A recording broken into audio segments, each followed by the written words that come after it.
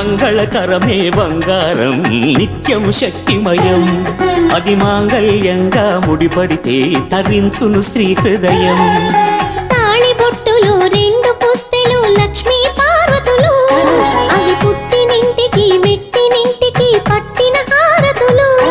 ఆ సంఘటనలన్నీ చెబుతుంది శ్రావణ మాసం శ్రావణ మాసం శ్రావణ మాసం తెలుగువారి పెళ్ళి ఇలవైకుంఠమే మళ్ళీ సంప్రదాయమే సౌందర్యంగా సాగుతున్న పెళ్ళి ఇది తెలుగువారి పెళ్ళి